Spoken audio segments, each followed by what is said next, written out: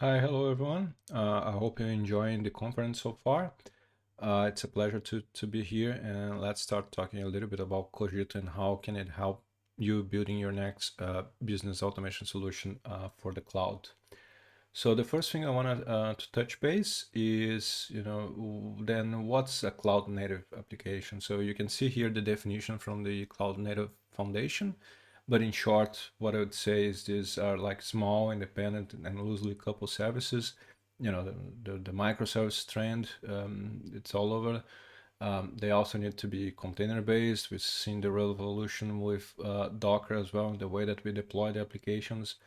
These new applications, they also need to, allow to rapidly iterate to deliver business value. So that demand it's higher these days that business can adapt, evolve faster and faster. These workloads, they need to be able to play nicely with private, public, and hybrid clouds as well. And of course, they need to be scalable, but keeping in mind every single resource that's used in there. So everything that's consumed in terms of memory, CPU, disk space, all of that, it goes directly as a cost, right? So we need to keep that in mind when developing these new applications. And then when we look to the landscape of creating a solution, uh, whereas in the past we used to have a big monolithic, now we it's completely changed that landscape. So a solution, it's not only uh, you know uh, defined but by one service. It's a combination of different microservices that you might develop that are used elsewhere. You have services from SaaS provider or from the cloud provider that you're using. So all of that together um, creates the solution, solves that business problem, right? So you need to be able to uh, choose and pick the pieces that you need for a given context, that given domain that you're trying to focus on at the moment. So that's where Cogito comes in and tries to help with giving some options for you to choose and pick what you can use, and hopefully it helps you to create those solutions, right? But in short, then what Cogito is a cloud native business automation for building intelligent applications. So, and then it's backed by battle tested capabilities. What I mean by this battle test capabilities is that it's based on the knowledge from these two frameworks, Drools and jBPM. They have been around for quite some time, right, um, and there's a lot of knowledge on these two frames on how to deal with rules, decisions, and process orchestration workflows. And with Cogito, we took advantage of that, but then focused on creating something that's more target for the cloud. So you can imagine that when those two frames were created, cloud was not a thing yet. So we needed to rethink how can we leverage on all of the knowledge that's in there, but creating something that's target for a different runtime, which is the cloud, right? Then what you can give to Cogito to as input for creating those business applications. So the first thing you can see here is the DMN, the decision model annotation specification. So these deals around creating decisions, right? So it gives us a set of constructs that you can use and put it together decision logic for your application. And as you can see on the right side there, then you can start specifying your constraints as well. The next one is the BPMN. The BPMN specification has been around for quite some time now, and it allows you to use a set of constructs to represent the execution of processes right? So it gives us a really nice visual representation of how a given process should execute. It's to some extent almost pretty straightforward to understand what's happening, but this is just an example. Like BPMN itself has a whole lot of other constructs that you can use and put together to represent how the business is behaving or should behave if you're trying to improve such a given process. Next one I want to mention about is the serverless workflow. This is a new specification under the Cloud Native Foundation as well. So this is really a new way or a different way to specify a process that's targeting really a different set of use case. So as you can see here, instead of using the BPMN, you can use a YAML file or a JSON file to specify the steps or the set of actions that a given process would use, right? So it has a few different concepts. So if you're interested, jumping also into the serverless workflow specification under the Cloud Native Foundation, it's really quite interesting as well. So after showing you, some of the assets that Cogito can use, so those are just some, most relevant. So I would say you're probably going to be asking yourself, okay, so why would I use that instead of coding an application myself? So, and I try to come with a few reasoning behind that. So the first one I want to mention about is a common language between IT and business, right? So by using standards that are not only interpreted by the engine, but also visually understood by non-tech people, right? So that's a common, language that you can use for communicating what the process is doing. Like for instance, the BPMN is also often used as a way to document processes across organizations. It not only facilitates the communication, but also creates a shared responsibility between teams. For instance, like the decisions based on spreadsheets or DMN, as we saw, can be easily maintained by business people. So we saw some of the constraints that in that screenshot there, someone from the business can go and add or remove things there. So imagine in context, you having to code that every time the rule change, or even if you have a process, if you try to show what's happening with the process to someone else in your business, it's you can use the BPMN itself as a way to show, to demonstrate what's happening, instead of trying to use the code or some other notation for that. Usually the business is already familiar with BPMN, so that's why it creates this shared understanding about what's happening. The other thing I wanted to mention is about productivity. So relying on features from a business automation engine allows you to focus on the real business problem. So for sure you could implement everything yourself, but how much effort would that be? How long would it take you to get to a production ready state? So all of these, decision logic, state machines, events, all of this, they are complex tasks on its own, right? So, and what I usually like to use as a reference is like, if you use services from the Java EE specification, right? So you have, for instance, you could implement the JAX RS yourself to deal with the REST requests. But why would you do that if you have something that's reliable and capable of doing that, and allows you to focus more on the actual problem that you're trying to solve, instead of the inner issues into the technicalities that you need to solve if you go to try to implement something like that.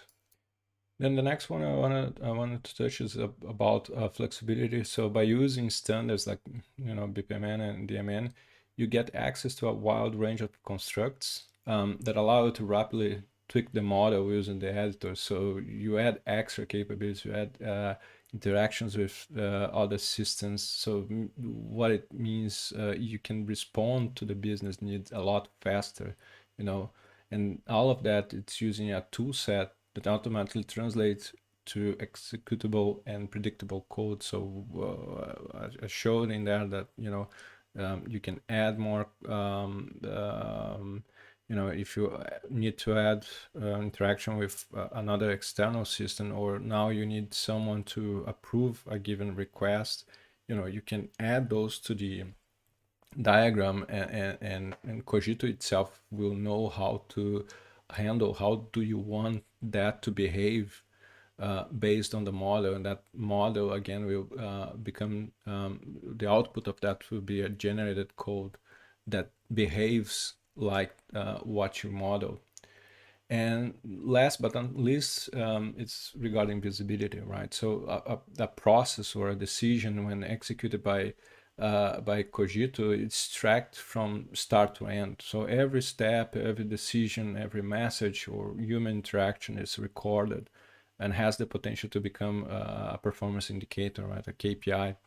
And that's extremely valuable for the business, not only to measure what's happening, but also to enable further enhancements into the business. Because really realistically, when you create the process, one thing is what you expect the process to behave, and the other thing is how it is actually behaving in production. So having access to those informations, those events about everything that's happening in the process, it's very valuable for the business to understand how things actually work and how it can be tweaked and improved. And that's for sure very powerful. And let me just try to then show you how Cogito can help with this story by giving you some building blocks for you to choose and pick depending on your challenge to create the business solution. And those building blocks there, I have a few different categories here that I'm gonna try to touch and give a little bit of an overview about what they do and how can you leverage on those. So the first thing I wanted to touch base is regarding the tooling, right? So we've seen those models, those diagrams for DMN and BPM, and you need a way to be able to create those diagrams and interact with that and then change as you go, right? So with Cogito, we offer a VS Code extension that allows you to edit the BPMN and DMN. There's also two domains here, the bpmn.new and dmn.new, that you can just jump in from your browser and start modeling the process or the decision. And there's also like a Chrome extension and a standalone editor that you can download and use on Windows, Linux, or Mac. So the next thing I wanted to touch base is that so based on those assets that you give to Cogito, like the BPMN, DMN, and the serverless workflow, so creating the executable version of that is one thing. That's usually what most of the engines do out there. But Cogito tries to go a step further than that and tries to help you creating basically your microservice that that you're trying to focus on the solution that you're trying to build here. So it really gets try to get the domain that you're dealing with.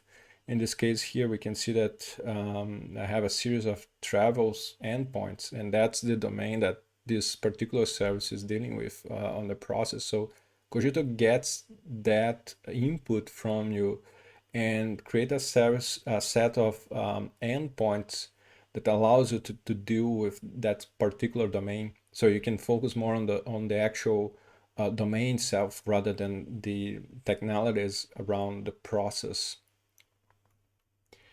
And the way it does that, it's very nice because it gives you the choice around where you're gonna run that code, right? So you can choose between Quarkus if you know targeting more cloud native deployments with you get a few other features there like live reload and native image as well. So Quarkus is very nice on that. But you also have the option to go with Spring Boot. Like if you've been doing Spring development for a while, you have all the expertise in there, and you don't want to change. You want to just plug Cogito in. Um, it's also an option for you to choose. And the nice thing about the code generation that I mentioned with those REST endpoints is that based on the runtime that you choose to use, Cogito will generate code that's specific for those platforms, for Quarkus or Spring Boot, and that allows you to use whatever extensions or frameworks you're using in combination to these runtimes. So it tries to play really nicely with whatever environment that you have. So next to that is the Cogito add-ons. So the add-ons is on top of those the option that you have for the runtimes. The add-ons, they extend the runtime that you choose with some particular features, right? And those are really like you can choose and pick the ones that are relevant to your service. Those are just Maven dependency, right? And they have basically two flavors based on the runtime you choose. It's either Quarkus or Spring Boot, right? But the nice thing about that is that it starts giving you some extra capabilities on your runtime, and you see some of those. And also plays a role with the code generation from Cogito. Once you plug in some add-ons, Cogito will also look into that from the code generation perspective and try to plug in some of the extra capabilities. So here is just a list of a few add-ons. I'll try to touch on some of them, but the full extent, this is something that's we continue to work on. There's more add-ons every almost every release we add something new. So this is just not a closed list. So take a look on the our repository. We continue to grow that list every release.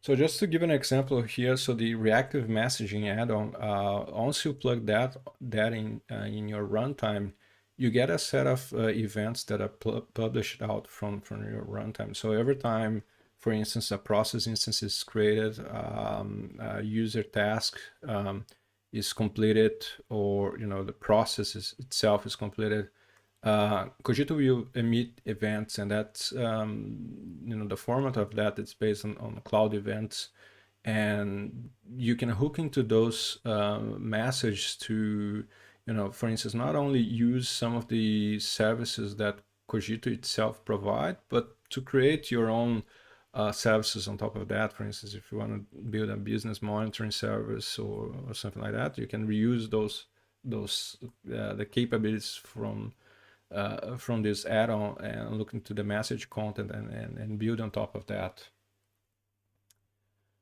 And for instance, a really powerful add-on that was added is the combination of the BPMN messages and the cloud events, right? So with that, we combined the BPMN message. So you can see here on the left, we have like a start event on the process, the travelers one, and that's used to kick off the process, right? So once you get a message, let's say from a Kafka topic, you automatically start that process. And the same thing would be for sending out events. As you can see here at the end there, you can send out events from Cogito directly. So you plug that add-on, you have the configuration for for connecting with the broker. And apart from that, really what you do is to you define where those messages are relevant into the business, right? So you could have a process sending messages to, let's say, 2 or 3 different systems, and you wait for the answer of those before you can go to the next step, right? So that's really powerful. So as I touched a little bit earlier, is that Cogito also provide a set of like black box sort of services. We have a few ones listed here. So these are just services that you can deploy as part of your or environment, and they are gonna help you with specific tasks. Uh, that might be useful on your cloud environment, depending on the solution, of course, that you are trying to build. The first one I want to touch base is the data index. So the data index is basically, an aggregation of data from all the different runtimes. So as you start to scale and deploy multiple services from Cogito, by relying on those messages that are sent out from the runtimes, you can collect all of that into a single place, and that single place is the data index, and it allows to have an overview about everything that's happening on all of your different runtimes, right? So you don't need to go specifically on each of them to look what's happening.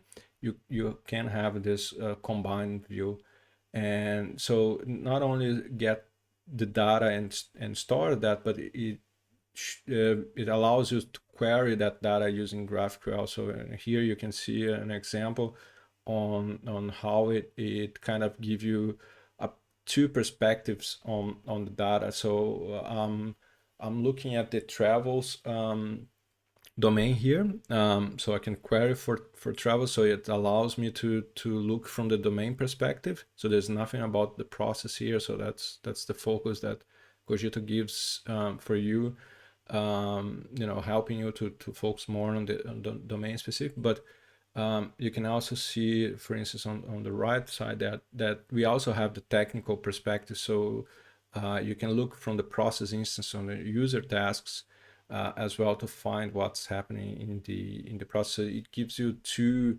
views on the same data. The other one is the job service. So anything that's related to timers in the process. So the BPMN allows you to have this notation of adding timers. For instance, if you want to start a process every first day of the month, or you want to do something like the example here, that the order wasn't completed within an hour, you want to send a reminder for someone. So Cogito then abstracts that into a specific service that knows how to persist and scale and triggers the process once that timer goes off, right? And the other one is the same way that we talked about the data index for collecting the data.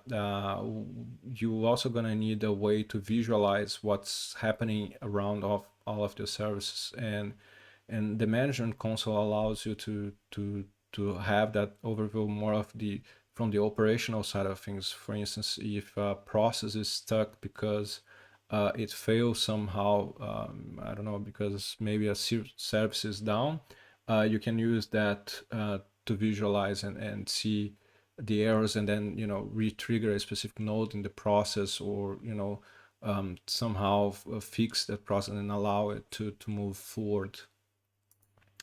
The next one is the task console. The task console is a way for adding human interaction, or a UI for human interaction. So most processes, it's common that you might have a need for people to interact with the process. For instance, here, as I'm showing, that you might have someone to approve a visa. So of course you can do that on your own application, but there's with Cogito we offer this at least out of the box experience where people can log in and see their task and complete and allow the process to move forward.